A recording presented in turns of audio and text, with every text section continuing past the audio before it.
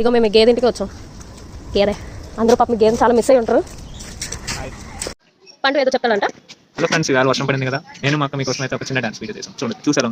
అబ్బో, యూట్యూబ్ లో కూడా ఇంతలా చెప్పడేమో, వీడు మరీ ఇంత ఓవర్ యాక్టింగ్ చేసిండు. కాలేజ్ నుంచి వచ్చి వర్క్ చేసుకోవడం మనిషి నాతో డాన్స్ వేసాడు.